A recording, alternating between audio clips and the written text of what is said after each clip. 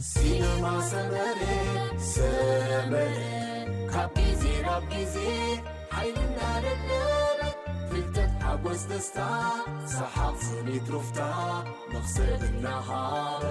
سينما سمرة نمو سلامتانا ببزلخمو ناباخم يبصح زخبركم تخاتلتنا إذا channel نناي وترو مكتتالكم من أبغوننا مهلاكم من إن أمسجنا بقر نلومينا بزدالنا يتحسوا زيناتات سبورت كنسجرينا ملو مكتتالكم بخبرنا عدم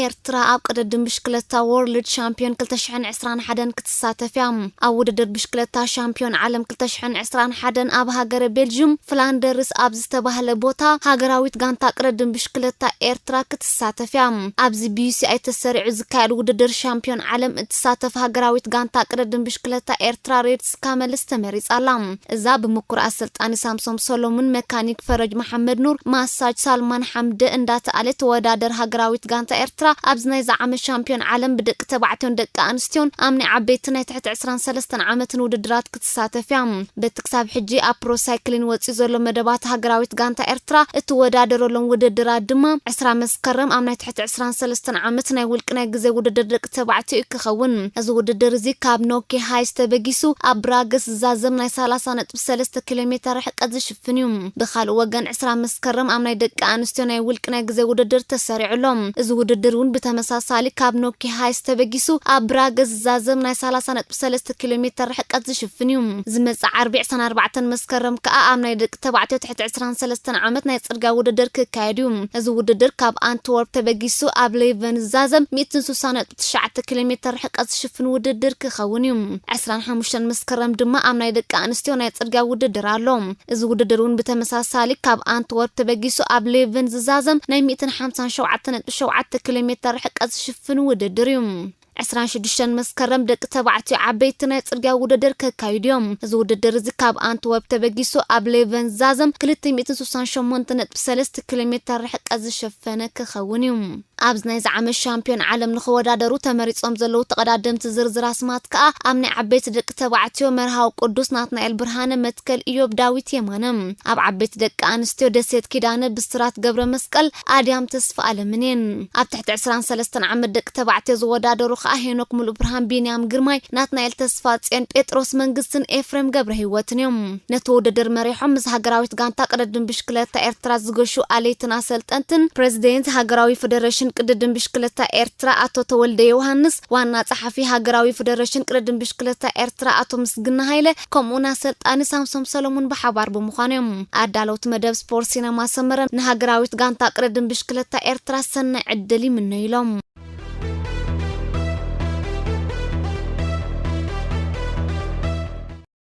ميسي نبيسجي حما أفال كوينوام نتومني عالمنا زبلوتو سلسة أتقعتي مالت ميسي نيمارن مبابن أب قدميتا سليفة أب اتكايدوم تصوتاتات فتصوم متحازك سأنا مخانو بحيالة تنتنت سبورت قزربلات صنحي عرموشش كلا بي اس جي أب قدم شامبيونس ليك إيروب أمستا بوزح زنا زي بلان اشتي برجماويت كلا براغة مع حدا بحدا دحر مفللا بوزحات وقناتني ميسي كنوقفو جميروم حدا كاب أتومنا قدم أبال مانشستر يونايتد نبر مايكل أوان كوينو ميسي نبي ايش جناب حانت روح زي بلا دخم تغانتا زلوط اكوينو يسمعنو لو دحر مبال اتا فرنساويت كلب نتود 33 عامت بخاكي فرموتو تريفا كبل غليصوم ميس طراي زي كون اتو مسو امسمر متقعت صاوت زلو نيمارن مبابنون مزناومن بقعتهم فصيمو زي ماطاط اندخم منقسقاس يريو كم زلو ات انجليزاو وسيخ وقيسوم بنصارو انجليزاوያን ክለባት ቸልሲ ሊቨርፑል ማንቸስተር ሲቲ ዩናይትድን ኣብዛ ዓመት ዝዝበለ ጻጋንታታት ኮይነን ይግስግሳ ከም ዘለው ማይክል ኦወን ገሊጹም ኦወና መወዳእታ PSG بوتم لهم كرمت زفرمتهم كم سيرجيو راموس أشرف حكيمي جان لوجي دوناروما زبولو تتصاوت دقات تقلت خون نمبر كابزوم سلسة كواخب تتصاوت تاستري فياز السمع رؤيته وسابيلوم إذا خانا حالة سمز تاقان تاقوتعوهم كم زلو يحبرالهم PSG أبتبرو بعمشت معارس تفلالية اللو قطم نتاقنكو شوت أب منقدي هيريرا أبيلا كم زمز قبتاه زذكريوم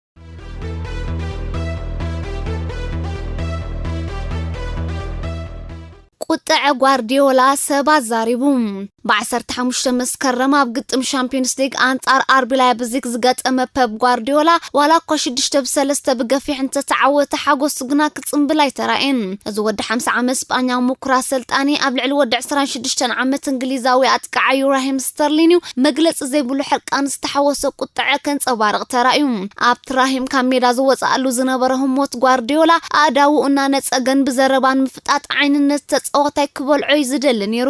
ራሂም ስተርሊን ግና ስምዒት ብምቁጽጻር ንተግባራት ጓርዲዮላ ብህድኣትን ሰሓቕን ክምልሰሉ ተራእዩ። ጓርዲዮላ ኣብዚ ግዜ እዚ ከምዚ ዓይነት እሳተ ጎመራ ዝነተኩ ሕርቃን ከንጸባርቕ ዝተጸበየ ሰብ ኣይነበረን። ብፍላይ ድማ ኣብ ልዕሊ አርቢ ላይፕዚግ ብገፊሕ ተዓዊቱ ክነሱ ስምዒቱ ተቆጻጺሩ ሓጎሱ ክጽምብል ትጽቢት ዝነበረ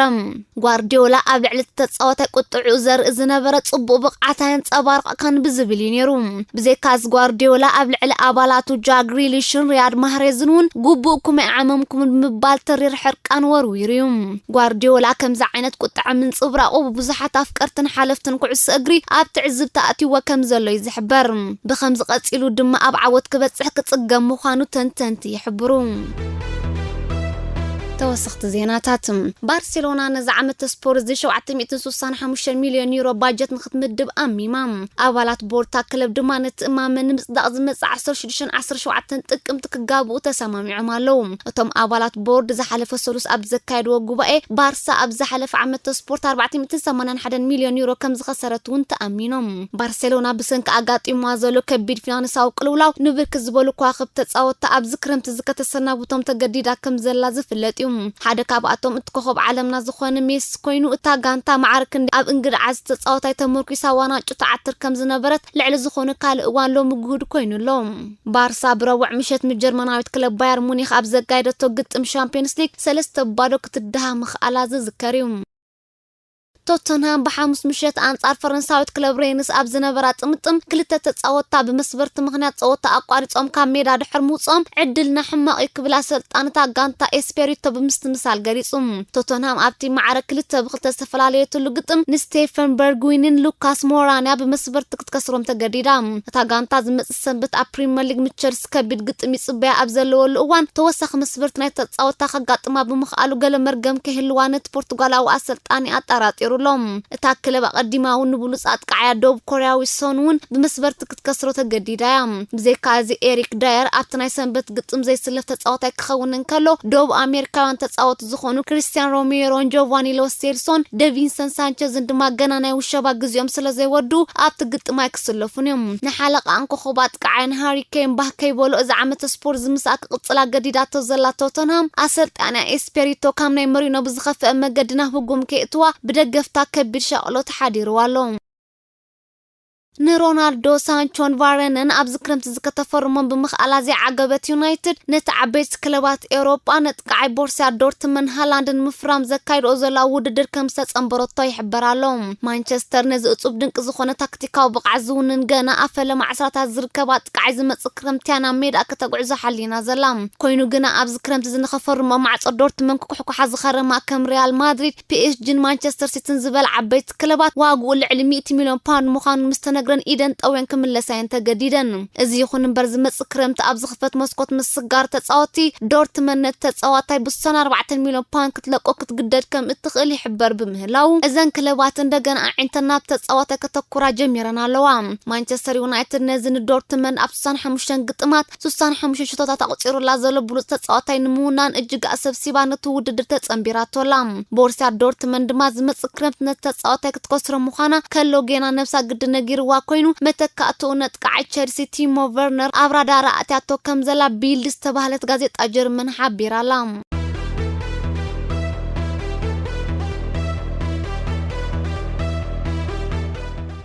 አርሰናል ነቲ 100 ግዜ ማሊ ኣለቢሱ ተጻዊቱላ ዘሎ ቀዳማይ ሓላሉ ዳታ በርንሌኖ ዝመጽእ ክረምቲ ናብ ዕዳጋ ከተወርዶ ድሌት ከም ዘለዋ ገሊጻ።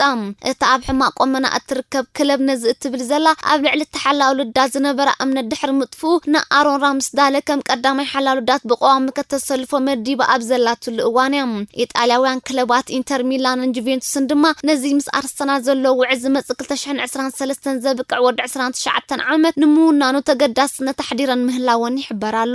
አርሰናል እዛ ሓላሉ ዳታ ክወድቃ መጀመርያ ነቲ 23 ዓመት መሊኡ ከም ዘሎ ዝንገረሉ እንግሊዛዊ ራምስዳለ ኣብ ዝክረምቲ ዝካብ ሼፊልድ ዩናይትድ ኣምጽያቶም አንጻር ኖርዊች ሲቲን ዌስት ብሮምን ኣብ ዘካይዶ ተጸወታ ድማ ከተሰልፎ ክኢላ ነይራ